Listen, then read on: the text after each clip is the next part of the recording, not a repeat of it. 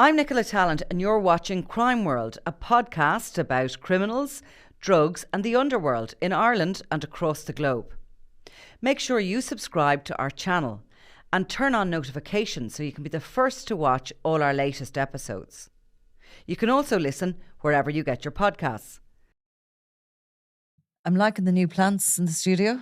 Yeah, they're great, aren't they? Brighten the place up a bit, don't they? They do. It is quite like Jonathan Ross. Jonathan Ross used to have plants behind him. Did he? He did, and it also has that kind of Colombian jungle feel. That was what we were going for. Yeah, as if we are podcasting from the Colombian jungle. Exactly, but maybe we are. About some of our cocaine cowboys. Yes. Anyway, those plants, we had them lined up here in front of us. Yeah. And Clodagh took them out of the way. She said it looked ridiculous. Yeah, it looked a bit like I'm a celebrity, get me out of here. That's Bush exactly trucker. what it looked like. It did, except for there's only one celebrity here. That's me. Anyway, I'll let you have that.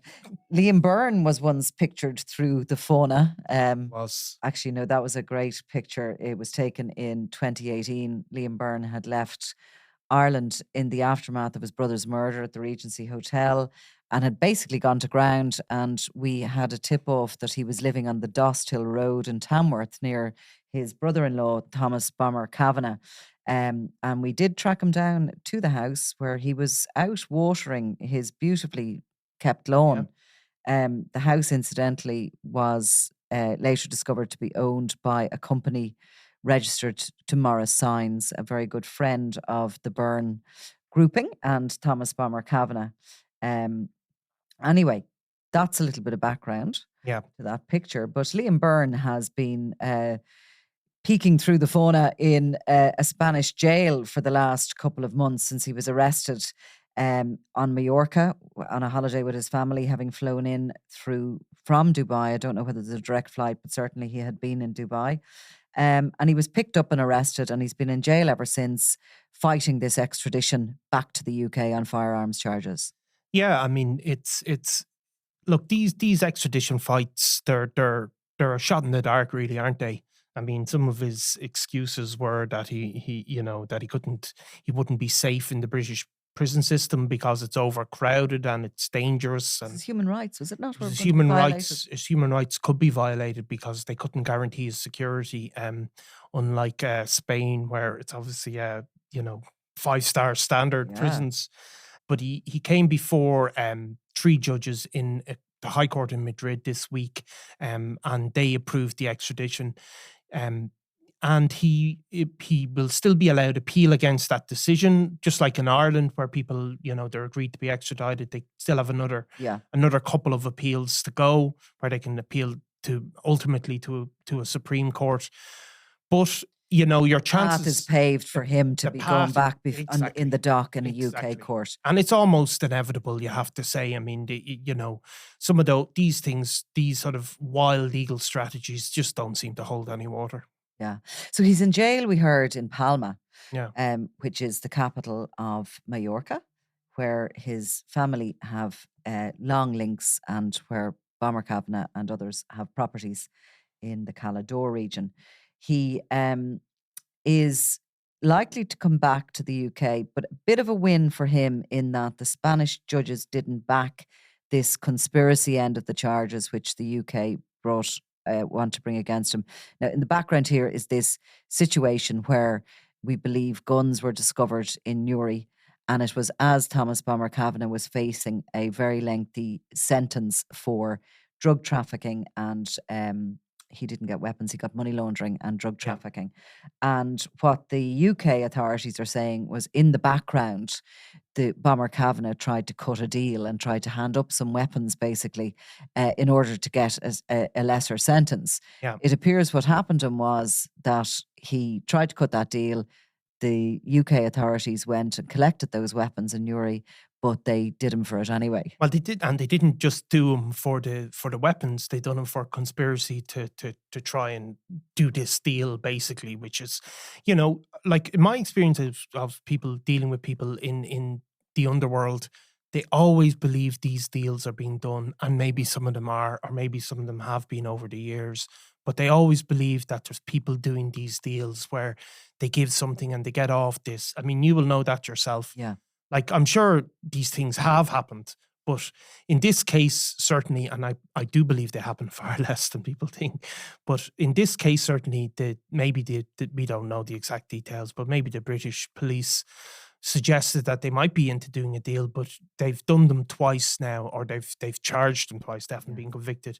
Now, Liam Byrne was facing weapons charges, effectively, and conspiracy to hide weapons or whatever the charge was. And the court in the UK, just before we get onto it, was told that the evidence that they will rely on in these cases came from the EncroChat network. Yeah. So it was from conversations or messages that was going between the phones of presumably Bomber Kavanagh, Liam Byrne, Jack Kavanagh, his son, and now Pater Keating is also, the UK authorities want to extradite him from Ireland to the UK on these charges. Yeah, so the Spanish, the win for Liam Byrne has been that, the basics of extradition are that, you have to be, you can be extradited if there's an equivalent charge and an equivalent sense of a justice system, effectively. So if somebody is charged with murder is illegal in every country. Those sort of charges tend to be pretty straightforward. But something like this conspiracy charge, this conspiracy to pervert the course of justice, there doesn't seem to be, or at least the Spanish court judge, there wasn't an equivalent charge within the Spanish justice system, and therefore it's kind of unjust for somebody in Spain to be extradited to face this charge. So they've rejected, the Spanish judges, that bit of it. That they are allowing the UK, there's basically sanctioning the extradition of Byrne on the weapons charges. On the weapons charges, which is obviously, could be the more serious aspect of it, for sure. But conspiracy holds life sentence in the UK. It holds life sentence, that could have been a factor as well, in that there could be a conspiracy charge in Spain, but it might. Conspiracy holds that sentence here. No, it doesn't. I mean, I suppose it depends on exactly. So it wouldn't here. I mean, certainly conspiracy charges tend to be lower, but that could be a factor in what the Spanish court's decision. We haven't seen the full published decision, but if somebody can be sentenced to life for something, where in Spain it holds a much more minor tariff, then that could be a factor in the extradition as well, in that being rejected. So there has to be some equivalence normally, and obviously then there would be a factor in that the UK is outside of the European Union, and that makes these things slightly more complicated, for sure.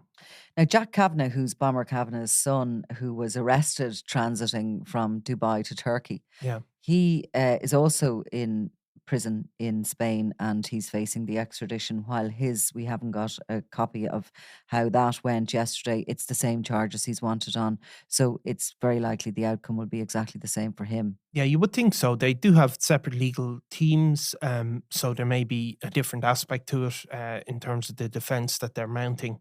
But and Liam Byrne obviously can appeal, but if you were a betting person, you'd say that they will all end up before the courts in the UK in not too long. And Pater Keating as well, who's going through the equivalent process in Ireland, hasn't been sent over yet.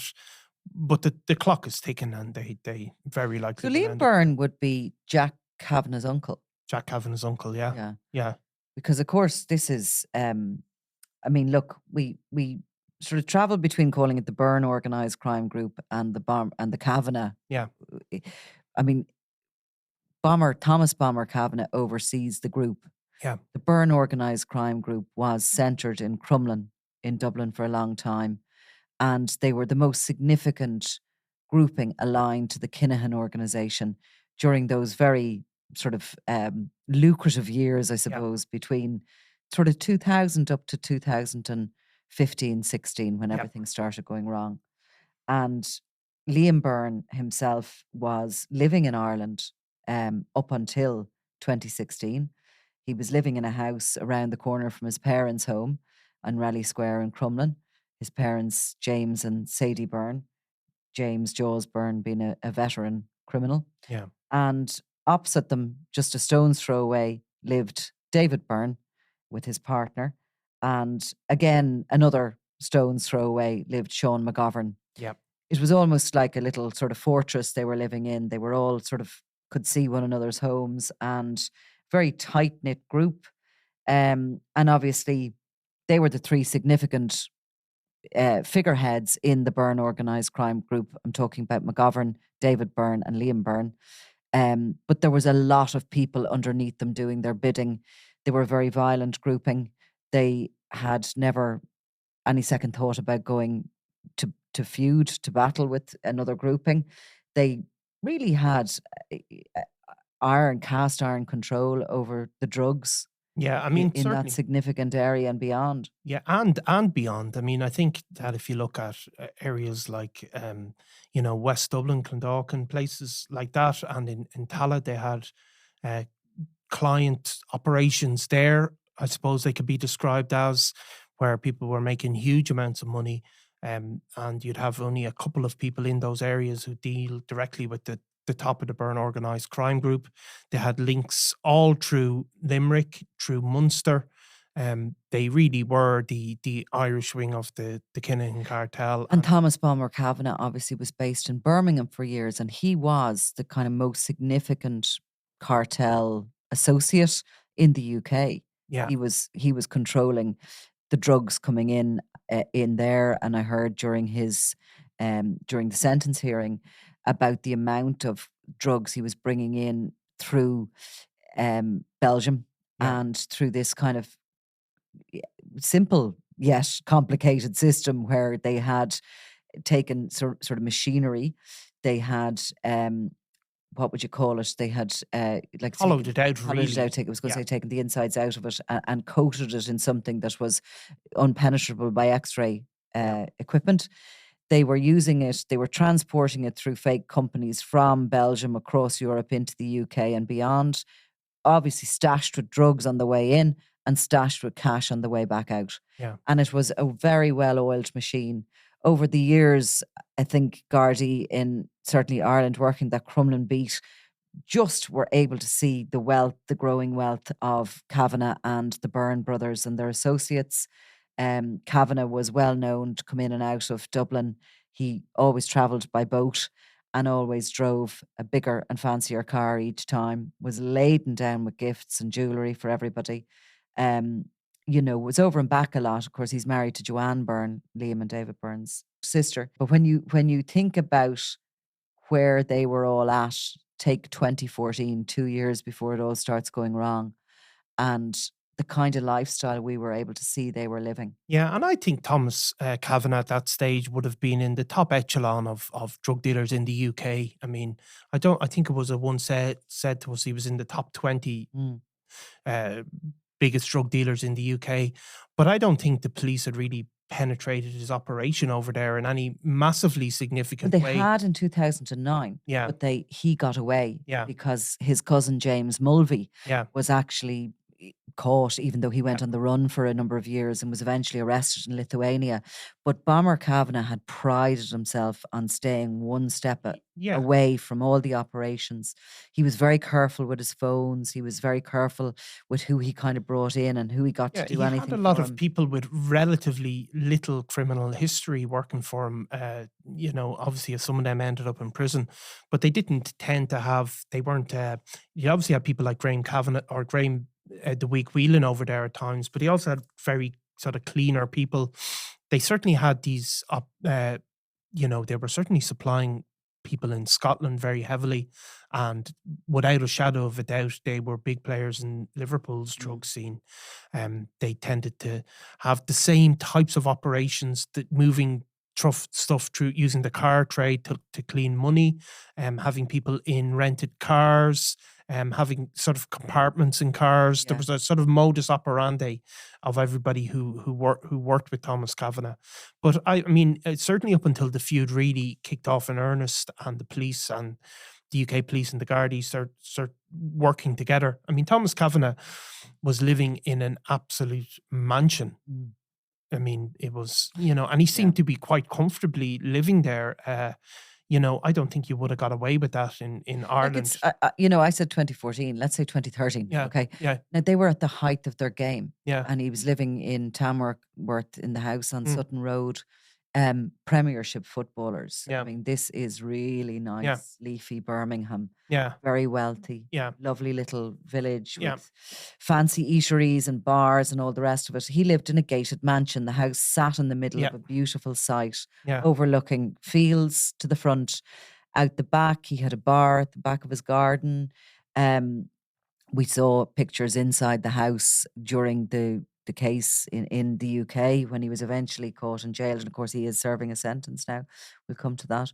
But inside the house was just opulent. I mean, not everybody's taste perhaps, but Yeah. nonetheless, so much money. And during a raid that was conducted in association with the Garda Síochána on that house, I mean, I spoke to officers from the National Crime Agency that were involved at the time, and they were actually shocked by the amount of goods, Yeah. Yeah. material goods in that house.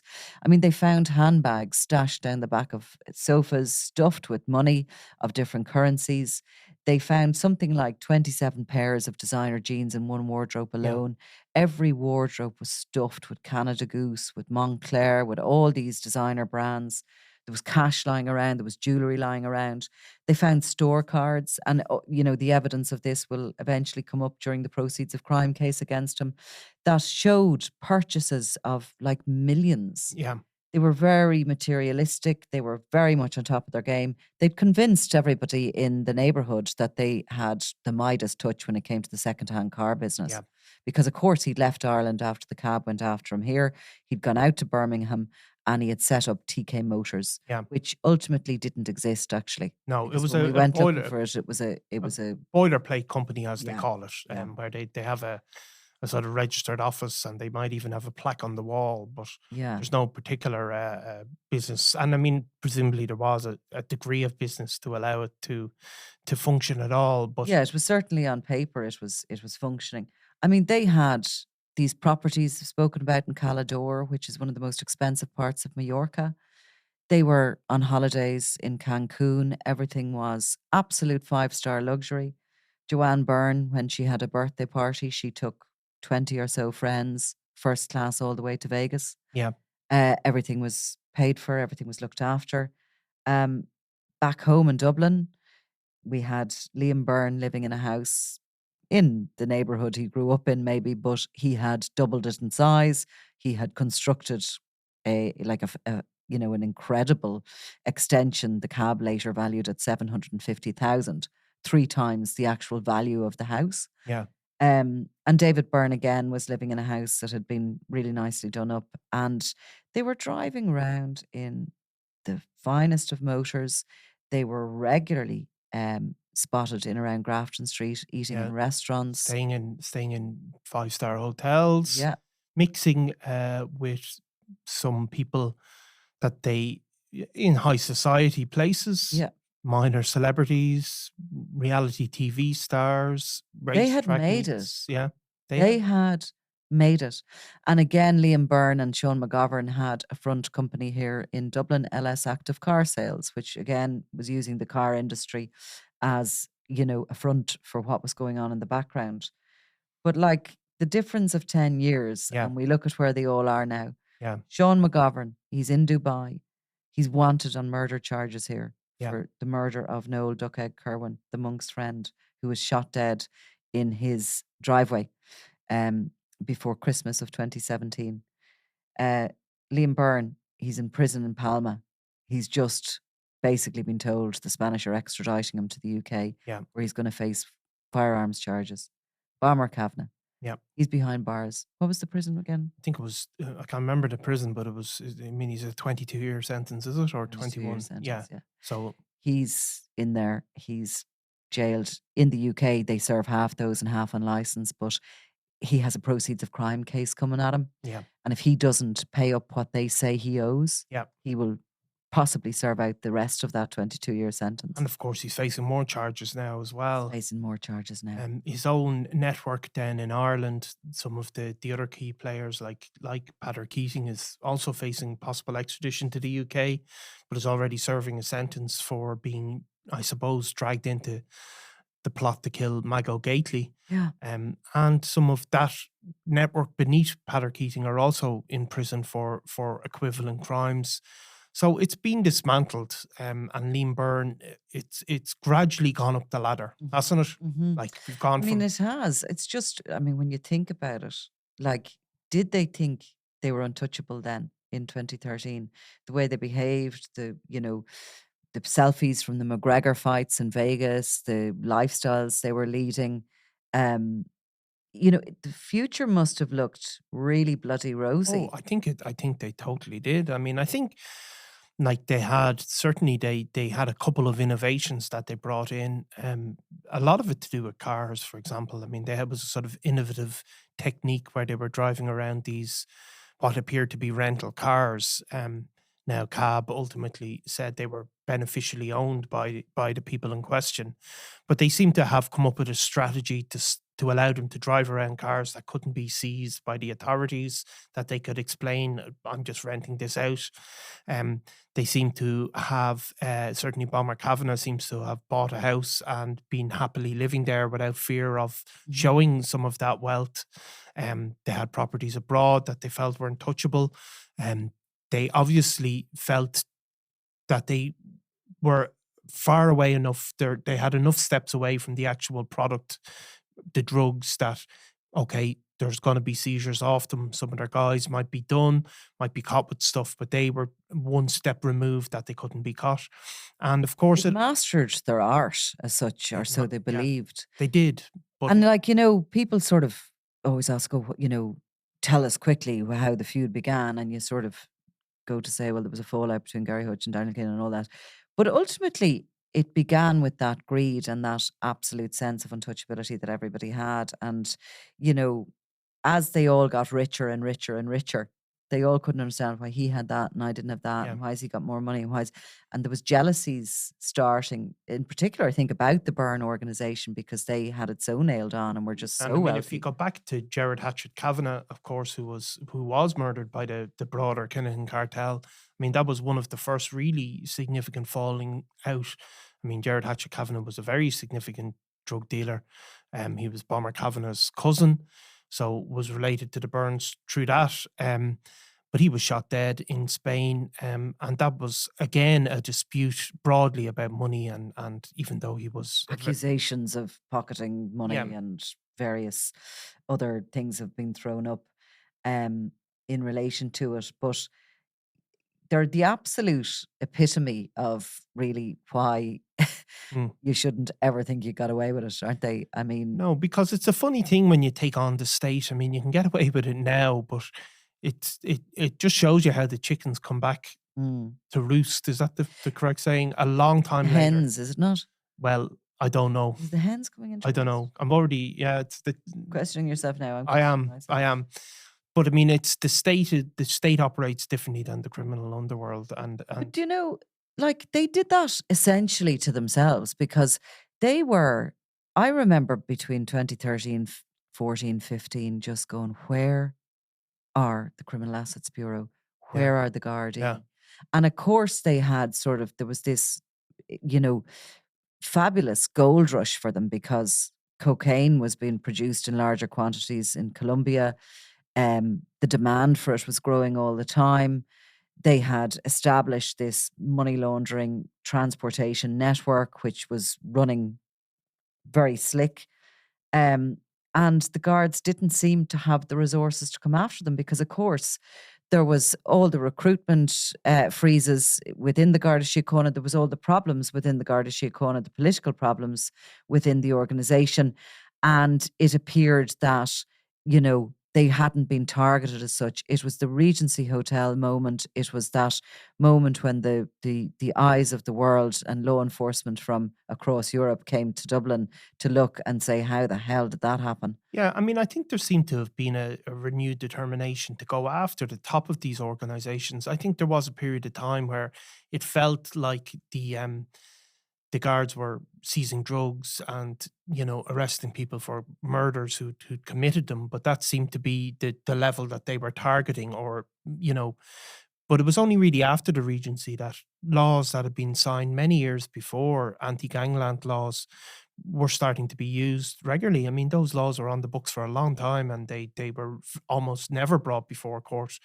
But There was another little part of it, though, that was happening as well, and that was this establishment of cooperation. And Yeah. I mean, there's no doubt that was happening, because I recall when Bomber Kavanagh, in those years I'm talking about 10 years ago, was coming in and out, there was Gardaí working the beat big time on the drug gangs, who would have loved to have had the resource and the cooperation to go after him, but there didn't seem to be that relationship No.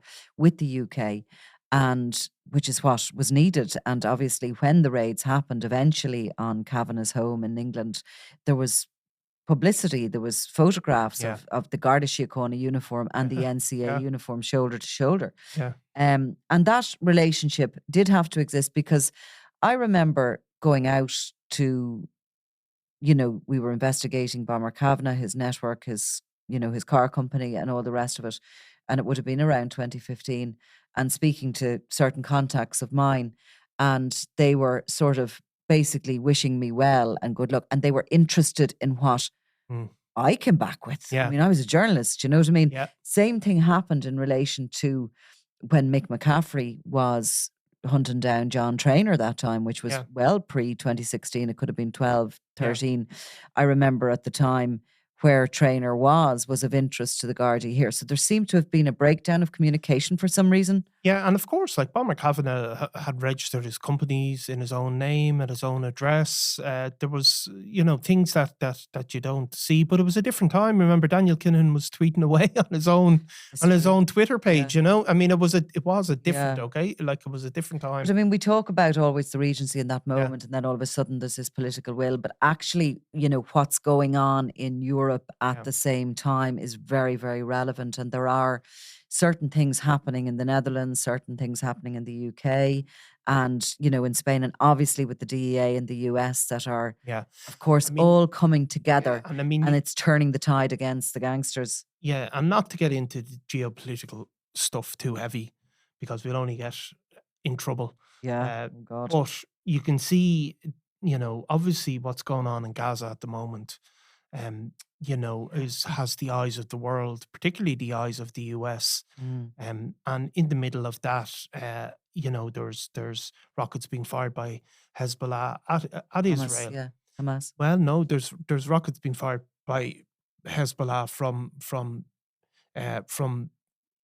the Lebanon. Yes. From the border with Israel. So obviously the majority of out. the attacks are from Gaza, but so that's Hezbollah. Yeah. And Hezbollah are already funding Hamas anyway. Well, but Hezbollah are mixed in with all of this European super cartel. And I mean, that is a big part of it. And it's not to connect everything back, but the role of Hezbollah in the attacks in Gaza are certainly a huge focus for the American government. And we've seen just last week the Rafael Imperiale trial opened in Italy, in Naples, and as part of that, there's a big discussion about the Hawala system, which we've talked about again, and the fact that that is at least part operated by Hezbollah as a way to fundraise for themselves. It's been used by European gangs. I think they describe them as exchange men in the Rafael Imperiale trial. Cut, 10 to 20%. And that is, part of why all of this attention has come probably from the DEA, from the US government, why they're sanctioning the Kinahans, is that linked to Hezbollah. Now, the Kinahans don't support Hezbollah, and Rafael Imperiale, I'm sure, doesn't give a crap about the situation in Gaza one way or the other. But all of those, by using that network to launder money, to move money even more so than launder it, but to move it around the globe. And Hezbollah, of course, have been, seen in South America. All of that has dragged this attention, I think, onto the Kinahan cartel. I think Christy Kinahan's a very political animal when we look at some of the stuff he was tweeting under his Christopher Vincent moniker. I mean, he was very into those regions of the world where... Oh, yeah, he would have been an anti-American... which is nothing wrong with that, I have to say. That's a legitimate point of view. I'm not saying that, but like absolutely, that it just shows you how these things are interconnected and how, look, let's be honest, the Americans aren't going to allow groups like Hezbollah to function if they can't stop them, Mm. Well, I mean, it has to be very concerning for them that they could have taken a 20% cut of the cocaine for the last 10 Oh yeah, years. I mean, and look, like that is what is being said, that there was Hezbollah were implanted in South America, and that's what they were doing. It's the movement of money is really what's describing that Rafael Imperiale, where they said that they need that shadow economy to function, where they can ring somebody up and say, "I've received $1 million, release $1 million there," and that there is no really other way to do it, and No. that was the grease that allowed it to go along the drugs trade, and allowed people to operate it from places like Dubai, where they didn't have to be meeting people and handing over, Hmm. wads of cash. However, it's brought this other attention on them. I do believe that. Yeah. Oh, most Yeah, definitely. And speaking of which, I mean, we were only discussing the other day how 20 tons of cocaine leaves Colombia every month from the Clandel yeah, Golfo alone. And obviously, we had our own €157 million haul off the Cork, Waterford, Wexford coasts in the last couple of weeks on the MV Matthew. But more cocaine has been bobbing around, this time the North Sea, and the Belgian Navy picked it up. yeah. I mean, the Belgian Navy picked up 210 kilos of cocaine in the last couple of days. It's basically, the cocaine is, again, it's sort of vacuum packed, waterproof, implanted in kind of life jackets, so it's able to float. Um, Clearly the belief is that it's thrown in there, and maybe with a tracking device, and somebody's due to collect it. There was another occasion over the weekend where a load of bales of cocaine washed up in Dorset, and then on the Isle of Wight as well.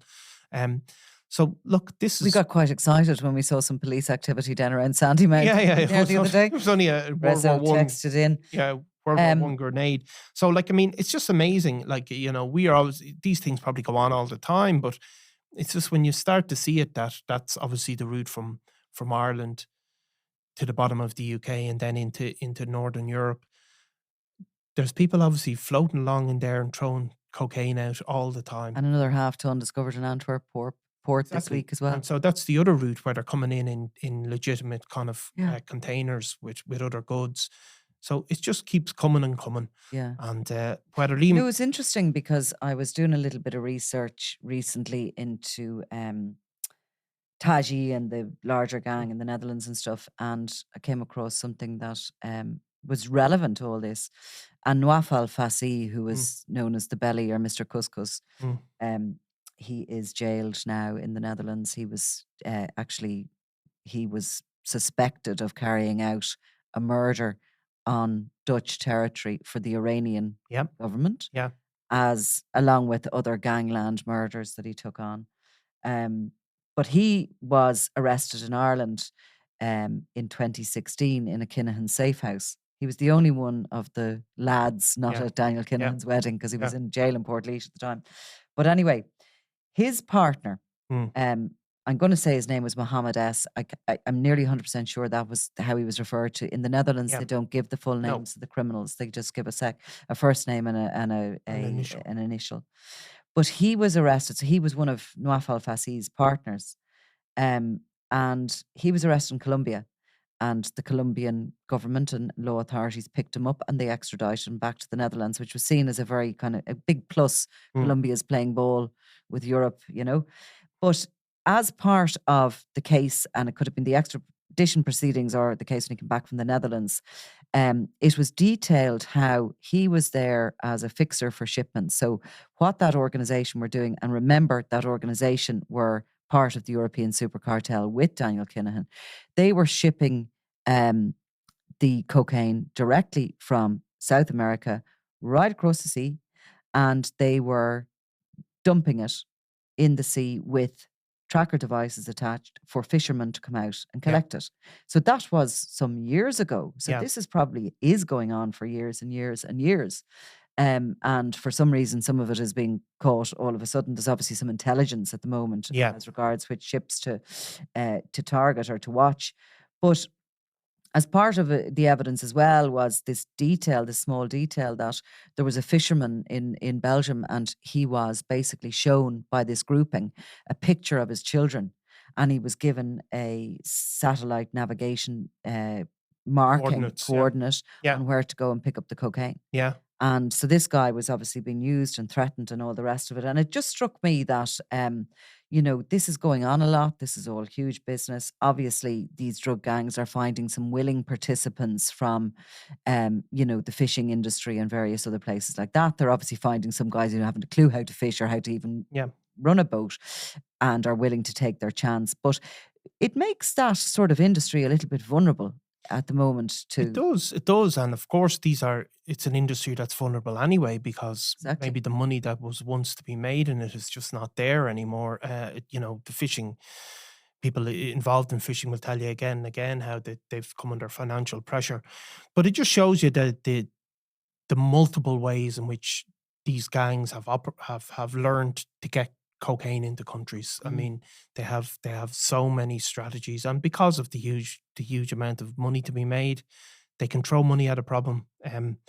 Like you're talking, all of that cocaine that's seized, it's still only a drop in the ocean, really. Literally. Yeah. So we'll move on. Yeah.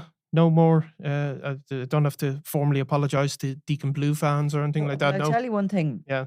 Shout out to my new sponsor, Mike's Bikes in Dunleary. Why? No, because I brought my bike in, and this Yeah. is my favorite bike Yeah. shop, and I got a new tire Yeah. and a new Yeah. tube. Yeah. And I have this super, this thing is not going to puncture again. Yeah. Right. Okay. So, Okay. and I was heard whinging and complaining. I had a bit of a giving out too by my pal in there, but nonetheless, I got a new tire. So Yeah. I'm going to have to sort of declare that somewhere, will I? You'll have to. Yeah. You could be Will I? the next. Yeah. Would that be benefit in kind or something? Yeah. Like that? Declare it in the before the Bit of revenue Oireachtas before the Oireachtas committee. We have to give a shout out to the girls from Gorey as well. We do. Yes. Who came up for the Sunday World 50th. Yeah. And they don't want to be named. They just want to be the girls from Gorey. Yeah. Well, more safer maybe. And anyone else? No, I think that's it. Yeah. Deacon Blue fans though were angry, were they? No. Actually, I have to say, I got a number of messages from people who attended the concert to say that you and your fuckology that you're going on about, that they were far superior to New Order. Yeah. Yeah. People who attended both concerts told me that a number of occasions. Right. Then these are pretty cool people. I haven't heard from Ricky Ross, so I'm sorry. No, we're okay. Yeah, we're okay. Not going to be chased down the street by. No. It's been a really busy week, hasn't it? And I'm going to be doing something on the Una Linsky cold case this weekend. There's been a lot going on. There has, and I mean it's Cork. The courts begin again, and that also makes it busier. They're only beginning again now. Well, they've been the last couple of weeks. Have you just missed October? No. But I mean, they tend to start up. Yeah, no, I know. Begin again, and they take a while to sort of come to an end. So it has been a lot, but I mean, there's still I still think we'd be waiting for the new year for the big new news. I think so too. Yeah. I mean, it's just how quickly it's kind of coming along, though. But this week, I just felt between all the sort of the constant flood of stories on cocaine, and obviously the situation in Cork. Yeah, it's been really busy on the news desk. It has, and it's there's a load of stuff happening up in the north of Ireland as well that I really want to get onto. Yeah, I'm finding it difficult to find enough time in the week to actually cover all the things I want to cover. Yeah. Did you listen to my Tupac Shakur interview? No, but somebody in the office said it was highly amusing to hear you say, and so what are these Crips and Bloods, guys? So and how is Puffy? Yeah. So they were. So I did get a message from somebody as well who wasn't too happy with that podcast and suggested that we went on one line of the inquiry and we missed the real story, which was something to do with a corrupt police officer or something. So, and this individual is an avid listener to Crime Yes. World and told me anytime I want information around the Tupac Shakur murder or other hip hop crimes Yeah. that I should consult, which I will. Exactly, you know, and you do know, like, it's rap music. It's like singing, except for they're speaking the words instead of singing them. That You're would joking. be, yeah, You're just to keep you joking. updated on that So as well. smart arse this week, aren't you? You know, you're just going to get, you know what's going to happen to you? Well, You're just going to get savaged. right.